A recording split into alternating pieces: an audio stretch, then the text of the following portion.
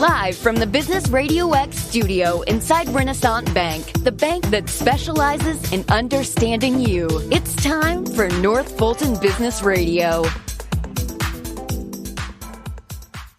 And hello again, folks. Welcome to another edition of North Fulton Business Radio. I'm John Ray, and we are still virtual, folks. We're not back in our usual spot inside Renaissance Bank, but we're great fans of Renaissance, and we are fans because we have worked with them, and we've got clients that worked with them, and we love it that they're a big bank with multi-state locations, 200 across the South, waiting and ready to serve you, but they don't act like a big bank. They actually answer their own phone. So if you're interested in that kind of experience with your bank, and you're not getting it now, go to renaissancebank.com, find your nearest office, give them a call, make an appointment, and go see them. Renaissance Bank, understanding you, member FDIC. And now I want to welcome Branden Lisi, and Branden is with Object 9. Branden, welcome. Good morning, sir. Great to have you. Let's give everyone a little bit of an overview of you and Object 9. How are you serving folks out there? John, we're a marketing firm that very simply helps companies generate more quality leads for their sales teams. And we do that by helping them use paid digital media to attract more attention and be more competitive over the internet. That's pretty simple and straightforward. Let's talk for those that don't know what you're referring to, and there are some people that don't know what digital or paid digital media is. Let's explain what that is. Sure. So if you look at the ways that you can spend money on the internet, paid search or Google ads or Bing ads is one way. Paid social is another channel, and that is Facebook ads, LinkedIn ads, etc. And then display advertising is more of a classic advertising model where you're putting your banner ads or your messaging on different websites that are out there. And all of those channels, paid search, paid social, or display, give you complete control over when and where you display your message and to whom you're displaying that message. And then generally, when someone reacts to those messages by clicking on them, you're bringing them to a website or a landing page that's designed to convert that person into a prospect or a lead. So you're going to gather some information from them, and then at some point, you're going to hand it off to the sales team and say, go get them. Makes sense. And I want to get into the effectiveness of each of those elements of digital marketing here in just a little bit. But let's talk about just the whole concept of competing for business on the internet generally. I mean, that obviously the dynamics have changed in a pandemic environment. Yeah, some of the dynamics have changed because the traditional ways that salespeople generate leads, networking, trade shows, or some of the other face-to-face venues where a sales team can go out and build face-to-face relationships or one-on-one relationships, have been taken away. So companies have to figure out a different way to generate those new relationships with prospective customers. And that means at this point in time, doing it through the internet. So they have to figure out, those companies that are behind in that process have to figure out not only where their customers are, but what's the right message, what kind of tools do they need, and how do they deliver that message using those tools to get people engaged with their company or their brand. So the dynamic has already existed. In fact, most of our clients have been doing quite well. We work with manufacturing companies or franchise brands or professional service firms. And many of those kinds of companies, the ones that certainly work with us, have already established those inbound lead generation channels. So when COVID forced them to emphasize that more than just the traditional networking and sales trade show kinds of activities, they were already well positioned. And I think over the last 5 months or 6 months, as COVID sort of settled in, some of the companies that were not doing it have figured out they need to do it, and they're having varying levels of success. I think the market dynamics are only going to continue this way as manufacturers and franchise brands or whoever it might be realize, hey, I can actually meet my revenue goals by attracting leads online. I think it's just going to continue to grow and grow and grow as it has been over the last 10 years. So I guess several things I'd like to unpack there, Branden. Let's talk about those clients of yours that really had a strategy going into the pandemic, and therefore what they're doing is really just turning the knob just slightly on something that was already working for them, right? Talk about some of the characteristics of what their success has been. So one of our clients sells their products primarily through retail distributors. So they manufacture the product and then it goes into a retail channel, and it's a big ticket item. And when COVID hit, people weren't going into those stores anymore. And so it really forced them as a company to reevaluate the no online policy because they had not wanted to compete with brick and mortar. And that's a problem that a lot of manufactured brands have. They don't want to be seen as competing with their big money makers, which are brick and mortar. But because we had already set up the digital marketing and lead generation campaigns to drive traffic into those retail locations, we were very easily able to pivot that traffic to online locations to sell it. It was just a matter of redirecting the traffic from walking into a store to walking to the website, so to speak, and buying the product over the internet. So that particular client was well positioned to deal with a real significant threat to their revenue, which is people aren't going into stores anymore. Now, we have other clients that never sell their stuff into stores. One of them makes medical catheters and tubing and whatnot. They're a company out of South Carolina called Zeus. And what they have been doing for a long time, very successfully, is augmenting a digital marketing strategy with us with trade shows.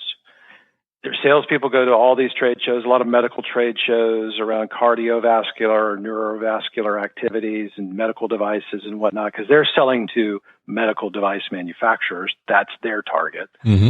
And so they couldn't go to those trade shows anymore. So they were more focused on just turning up the dial on all the digital channels to augment the lack of incoming leads from sales through trade shows.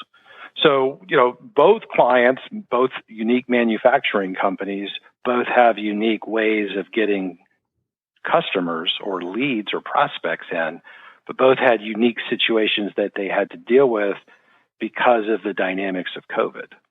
And if you look at both of those companies, had they not been doing lead generation or generating revenue or prospects over the internet, they would have spent the last 6 months building out infrastructure and putting it into place and testing it.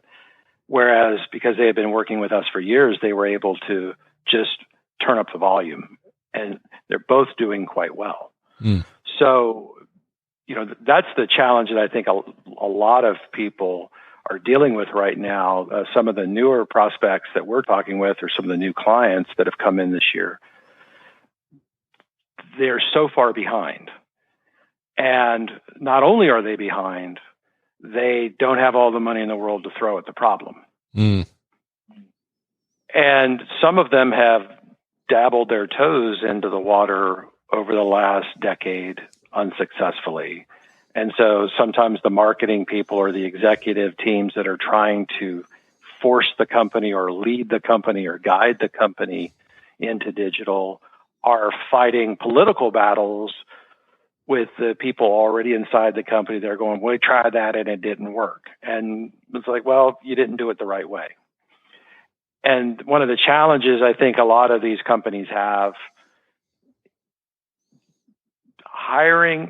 first of all, finding and evaluating a digital marketing partner, actually deciding to hire them And then managing them is a skill set that a lot of people just simply do not have. Mm. You and I were talking earlier about the fact that, when I needed to hire a plumber, I don't know if somebody's a good plumber or not. I have no idea. I call you up, you say you're a plumber, and I'm going to hire you, and you do your plumbing. Sure. I can't solve your plumbing problem for you. I don't even know what tools you need to solve a plumbing problem. That's Right. not what I do.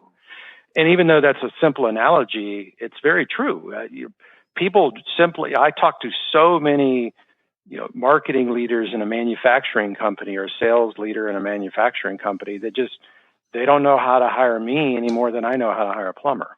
Mm. And so, we've been fortunate that we have a lot of these case studies for manufacturing companies or franchise development stories or professional service firm stories where we can talk to you and show you what we've done in the past and provide references.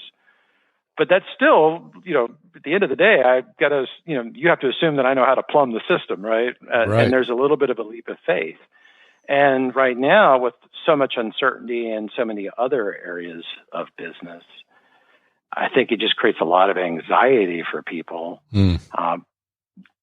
And, not only are they anxious about revenue forecasts and sales forecasts, but they're also anxious about the fact that now they have to evaluate, hire, manage, and deal with all this new technology and all this new input and all these new data points and make decisions about things where they've never had to make them before. And I think that's where Object 9 shines, is coming in and presenting the data and presenting a logical case of why and where you should spend your money. But it doesn't change the fact that the person at the other end of the table, till that trust is built, isn't filled with anxiety. Mm. But that's part of the deal right now.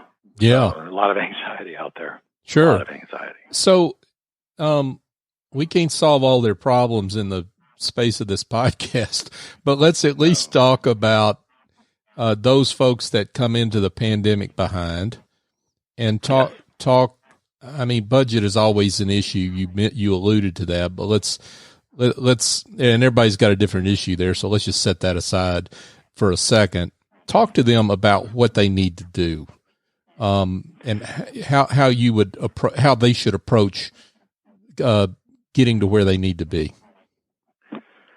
So every client is different. Just like I talked about the difference between the company that sells to retail and the other one that sells kind of through trade shows.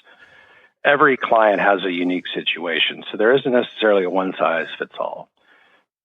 But one thing that is sort of universal is, working with the management team in your own company and kind of mapping out, even in a whiteboard session, about where your customers are. Mm. Where are they reading? Where are they listening? Where are they watching right now? And really being able to define them. And one of the challenges that we often guide people through is prioritizing their audiences. And for some clients, you could sit down and you start writing out the names of all, or the types of all the different people you want to talk to, right? It could be economic buyers and technical buyers and industry thought leaders and accounting folks. And what you have to do is prioritize those audiences in terms of who's going to give you the biggest bang for the buck, and then understand, as I said before, where they're reading, where they're listening, and where they're watching. And if you don't know how to do that, then you need to hire someone like us who can. Mm-hmm. But defining those customers and figuring out where you want to focus is really key right now. Because I see a lot of people come in and they're sort of chasing everything, as opposed to putting their money in one specific area and testing it and figuring out what moves the needle. Now, in a short-term environment, especially for somebody that's trying to pivot into digital marketing, you have two different ways to look at it. You have the paid digital world, which is, as I said, paid search, paid social, and display. And then you have the organic digital world, which is organic search, organic social media, where you're constantly interacting with people, and content marketing as a good example, of those kinds of things. The paid channels get you to the front of the mind immediately. As I said before, you can pay to get there. You could focus your spend. You can control your spend very accurately. Like some of our clients were spending $75 a day. Other clients were spending, $6 million a year. So it really depends on the client and the ROI. And then you can, as you roll those campaigns out in a targeted area, you figure out what works, what doesn't work. And if you have the time and if you have the money and if you have the resources, you could also start investing in the organic SEO, the organic social, some of the content pieces and whatnot, which is playing the long game. And while those are valuable, SEO and content marketing and doing a lot of organic social for the kinds of clients we work with, manufacturers, franchisors looking to expand, and professional service firms, those are not channels that are going to necessarily drive immediate revenue. They'll drive long-term value for you, but they're not going to solve the problem in the next 12 to 18 months. So for us, it's going to be a combination when we're engaging with somebody who's sort of in those buckets of what they do. Who's the customer? Where are they? And let's start spending money to get our message in front of them as quickly as possible, in the most thoughtful way as possible, and the most measurable way as possible, to get leads into the system, get your salespeople talking to them, and move this ball along to the point where you're starting to get some money. And then expand. So I say, find your focus point, focus all your money, resources, and energy around that, and then expand towards the perimeter. Whereas, again, I see some people kind of coming in and trying to talk to everybody. I'll give you a story it was interesting. Please. From an agency guy's perspective. So we had done an inbound marketing campaign and started talking to a specialty plastics manufacturing company. They were interested in doing lead generation. So we came in and we pitched them, and there were some other people involved in it as well. And he called me back, and one of the tenets of his whole thing was, I only want customers that are within 150 miles of me, because those are really the only ones that we can truly service. We're a more expensive value. We deliver a lot of value, a lot of engineering, but we're not going to be the guys that compete on price. So I don't want to be chasing people all over the United States. And he decided that what they ended up doing is they didn't do anything. But he called me a month later and said, I just have this proposal for SEO, and I was wondering if you would like to give me a proposal on SEO. And I said, Mike, I don't want to give you a proposal on SEO because SEO is not designed to really be highly localized. I was telling you how to spend money in certain markets that you could service, and now you want to spend money writing content that people all over the world are going to see, right, when you can't even service them. I said, it's a terrible idea, and I'm not going to do it. I'm not interested in giving you a proposal, and I haven't heard from him again, and that's fine. But that's the kind of, I use that, not to say he's a bad guy. It's just, that's the conflict that's going on right now out there. They're intelligent people, they run good businesses, but they don't understand how to hire the plumber, because sometimes they don't even really understand what the plumbing problem is in their own marketing department. And so you see that a lot where people are, they have all these different options in front of them, and they just don't have the benefit of experience and wisdom that we have to make an informed choice. And that challenge is just going to continue as the number of channels proliferates and fragments, as it does every single year. And the amount of tools that you can buy and implement proliferate every single year. So it's an ongoing battle. Folks, we're speaking with Branden Lisi, and Branden is with Object 9. Branden, I have to ask this at this point. For some marketers, it seems like, if their specialty is paid advertising or SEO, I'll pick on the folks that do SEO for a minute. Nothing wrong with it, so don't write me letters. But it seems like sometimes those folks that are a little more targeted in terms of what they offer. They think their thing, in this case, SEO, is the answer to everything. So they're like a plumber, a plumber that thinks their tool is the answer to every problem. And that's not what you're saying.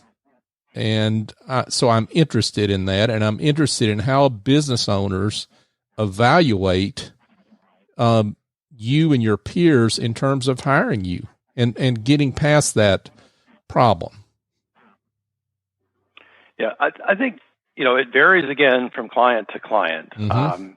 Our business, clients come to us a lot of times through referrals and relationships. I think that's very common in professional service firms. Or people find you because you have content out there, right? Which goes Mm-hmm. back to the whole SEO thing, where it's the long game. Yep. Or you're on a podcast with John Ray and someone's listening to you and they like what you have to say. Right? They feel like they have a connection because you've spoken to a point of vulnerability in their lives. I think a big part of it for the client is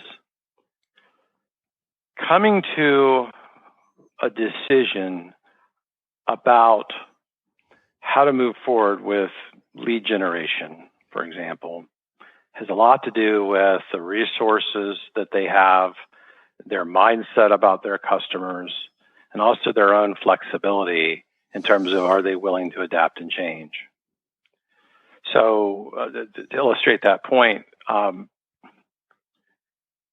think a lot of agencies can get in the conversation with somebody through digital marketing, through networking and those kinds of things. But at the end of the day, when you're talking to somebody and you're getting to the decision, I think the big difference is the executive team and the agency, my partner and I, for example, are we able to identify what the real problem is Mm-hmm. and show you that our solution solves your problem, as opposed to trying to sell you a solution that I make money on. And I think that's a big difference, going back to your analogy about a plumber that thinks his tool is always right. Mm-hmm. If all you do is SEO, then SEO is the solution for all your problems. Mm-hmm. If all you have is a hammer, then you're going to hammer the hell, then everything in the world looks like a nail, right? Sure. The old analogy. Exactly. And so, we come out of a brand marketing background. We've been around for 28 years, so we were actually pre-internet when we started, or certainly at the genesis of it. And we were sort of classically trained consumer packaged goods, brand marketing guys. And it was always about looking at what are the unique variables around a brand and about those customers, and trying to align the right message to the right customer and the right channel. Because when you're doing consumer packaged goods, if I'm selling chili mix, for example, you know what? If you're basically if you have lungs and a credit card or a checkbook, you can buy chili mix. I mean, you can go into a store and you can buy it. But just because it could be anybody that buys chili mix doesn't mean I want to spend money on everybody. And I can't afford that. I often tell people the only ones that have all the money in the world are Google and the Department of Defense. They can do whatever they want marketing-wise. Everybody else has to work with limitations. Sure. And so when we were marketing chili mix, right, it's all about, okay, I want a 35 to 55-year-old mom because they're going to make a lot of chili. They're looking for value meals. And not only can I sell chili mix, I can partner up with meat guys and cheese guys and bean guys and market it. And I'm going to zoom in on those people. And now that I know who my customer is, and I've got it really clearly defined, I got to figure out how do I get to that 35 to 55-year-old mom. Mm. And then that becomes, okay, now let's work the problem backwards from there. How do I get to that target? And so you can't just walk into a client and say, here's a one-size-fits-all playbook. And I think that's one of the things I've noticed, when we've been given, when we've been fortunate enough to be awarded an account from somebody, Mm-hmm. it's a big leap of faith / act of trust. And I recognize that. And when I talk to people about, well, why did we win? It inevitably comes back to you understood my customer, and what you mapped out wasn't this one-size-fits-all solution that some of the other guys presented. Or it wasn't the same playbook from someone else. Because everything is customized in this business. It has to be. People have talked about, trying to scale these kinds of firms, and you can scale them up by selling a lot of, similar things over and over and over and over to people. But if you're really going to do marketing the right way, you're sort of a custom yacht builder. You're not cranking out speedboats, all look the same. Everybody is a little bit unique. And I think that's people on the client side want to feel like you understand that. They want to feel like you're competent and capable enough to solve those problems for them. And they also want to like you. And I think that's another aspect of this that always kind of gets lost, John, is likability is a big part of it. I've been doing this a long time. I don't want to work with jerks on my end. I don't know of a lot of other people on the client side that want to work with jerks on the agency side. Sure. So I think there's a certain amount of chemistry that has to happen on our client side as well as on our end for it to all work. So it's a little bit of alchemy in that case. But I think that's a high level, kind of those are the factors that people have to consider, and those are the reasons that people make decisions. And I would say same thing applies for a professional service firm that does engineering or public relations or law or accounting. They don't understand accounting or engineering or the law, and they have to make an informed decision about all of that stuff. And those PR people and those engineering people and those lawyers have to go through the exact same kind of processes that I do once the sales team's engaged. And that gets, again, my job is just to get the salespeople, here, go talk to this guy or this lady, and then I'm out to a certain degree. But in reality, once that process starts, we always sort of get sucked back into the sales funnel side to figure out how do we improve and accelerate the relationship. And that's where some of the marketing tools, the marketing automation and the nurture campaigns and stuff like that go to augmenting the sales force. But that's a little bit of a rabbit hole that, you can do a whole nother podcast about that. Sure. Let's talk about the MarTech stack. Define what that is, because I think the average business owner may not know. Define what that is and talk about how you kind of go through the different options there to determine effectiveness for a particular client. Okay. So if you think about the marketing technology stack, which has sort of been abbreviated to MarTech, people will define it in a number of different ways, and we define it in 5 different layers or toolkits. So the top layer is your inbound marketing channels, right? That's where you spend money on the internet or in trade shows or whatever it might be. But let's just, for the sake of argument today, we're going to talk about the internet. That's where you put your advertising dollars or promotional dollars to get your message in front of the eyeballs of people. And that's the inbound layer. And then when someone clicks on one of those ads or posts or blogs or wants to listen to a podcast, they then come to the next layer, which is your website. And that could be a landing page or it could be an e-commerce site, but that's the destination. And that's where you have to be really optimized to convert that traffic into a relationship. It's all about getting people's information into your database, which is the next layer of the website. Now that database, that CRM or marketing automation software, is the repository that tracks customer purchases, or maybe they give you their information to download some content, or they download a rebate or whatever. All those calls to action or buy, get in my cart, all of that stuff is about converting traffic to an actual contact. And then the 4th layer of the stack is the email layer, which is the communication. That also could be text, but it's really about the ongoing communication that doesn't necessarily have a pay to play or pay to communicate kind of cost associated with it. Or if it does, it's very cheap, right? It might cost pennies or fractions of a pennies to send out emails to people to get your message in front of their eyeballs. Compare that to it might cost, $50 to get a click on an ad for a divorce attorney, right? Or whatever it might be. So email is very important in nurturing and fostering and continuing the purchasing behavior or engagement behavior that you're looking for. Mm-hmm. And that involves a lot of content because you got to write, design, develop, and distribute all that email. And then the last piece of the stack is the analytics layer. And that's tracking all the activity that happens in inbound on your website and your CRM and marketing automation stack and all your email so that you have an accurate picture of the life of a lead or the life of a customer and what their behaviors are so that you can make informed decisions. And one of the biggest areas where we see for opportunity for our clients right away is making sure that there's good analytics on everything, because there are a lot of players or companies or competitors that play in different parts or different layers of that stack, whereas we bring all 5 layers together.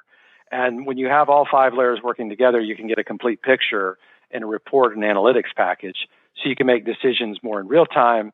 Whereas a lot of people, I think, I use the phrase, you're navigating your boat by looking at the wake, because somebody's trying to aggregate a lot of reports, and you're looking at data that might be a week or 2 weeks. In one case, we had a client that was literally 45 days behind in terms of they would aggregate all this information in a big giant Excel spreadsheet, or their agency would, and then present it. And it would be 30 to 45 days after the transactions had happened, or the month had closed actually, before they'd actually look at the data. And you have to move more nimbly than that. That's the whole point of the technology, is to enable nimble movement. So that last layer is very important to bring all the other 4 layers together in one complete dashboard or picture for an executive team. Now, going down, I talked a little bit about inbound, your website or the web application, or it could be an app. There's a lot of different layers, that destination. And that's again, sort of a whole nother podcast. Yep. The CRM and marketing automation stack. One of the things I'll tell anybody, and this is the one little aside I would make, a lot of people look at a CRM as a way of measuring the sales force's efficacy.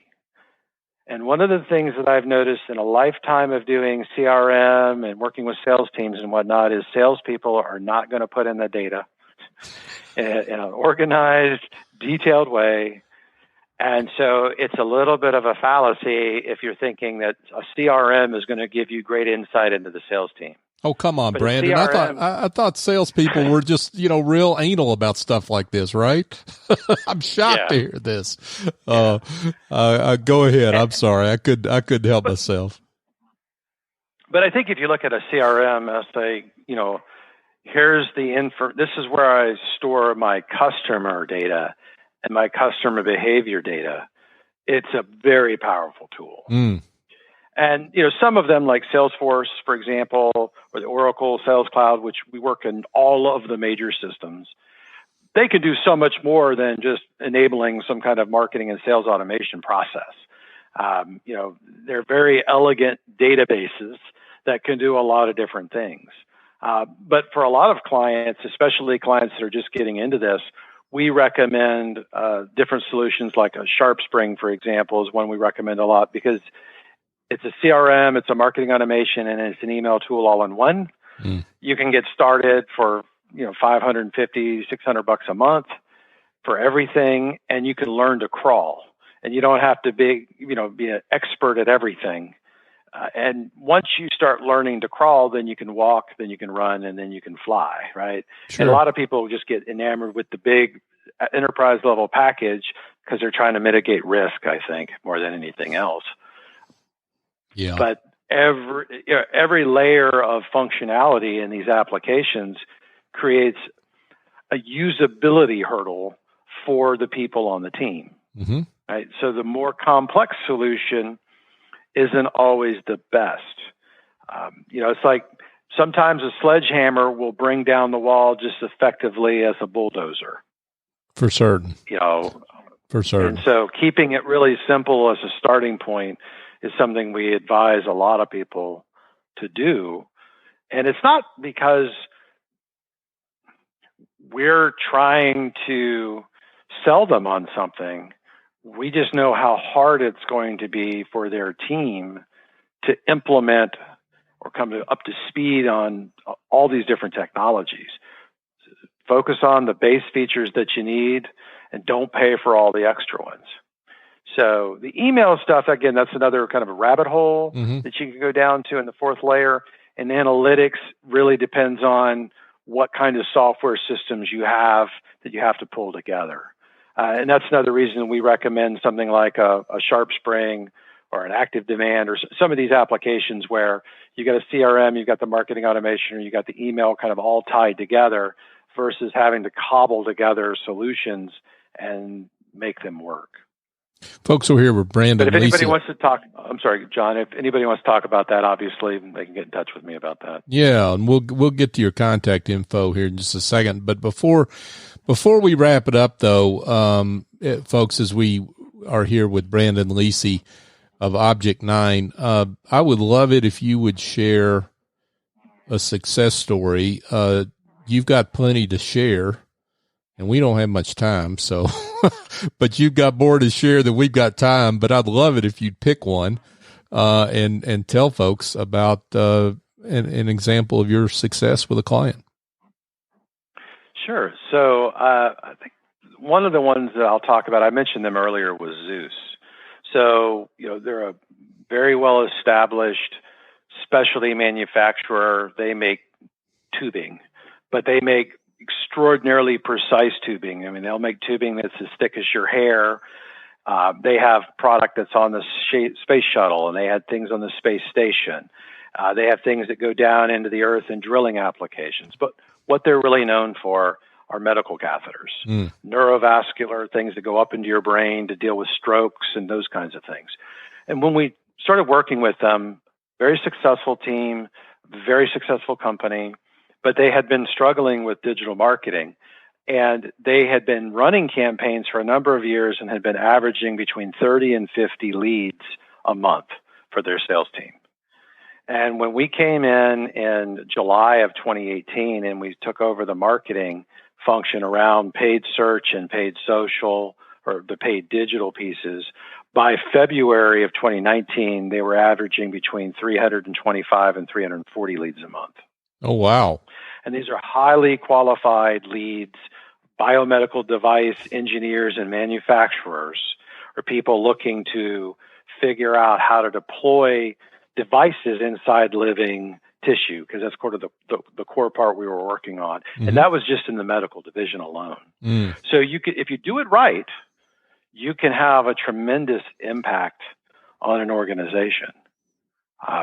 And there is so much business out there for some clients. Now, there are other clients where competing on the internet is a real challenge because they're so unique and so specific that they might only have 25 or 50 buyers in the whole world. But for the vast majority of manufacturing companies or franchise brands that are looking to expand, or professional service firms, the customers are out there. And, I know that if you put together a thoughtful strategy, really understand where the customers are, where they're reading, where they're listening, where they're watching, and also working with the client to understand what motivates them to buy, right? What's their pain? You can put together a lead generation program to deliver very highly qualified leads for your sales team, just like Zeus. Wow. This has been great, Branden, and we definitely want to get to the most important question, which is how folks that have heard something that they are interested in and want to follow up with you, how they get in touch with you. So if you could share that, that would be great. So I'm on LinkedIn, Branden Lisi, BrandenLisi. You can email me at branden@object9.com, or you can call my mobile phone at 678-447-2228. Branden, best ways to reach me. Awesome. Branden Lisi from Object 9. Thanks for being with us. Thanks for having me, John. I really enjoyed it. Yeah, me too.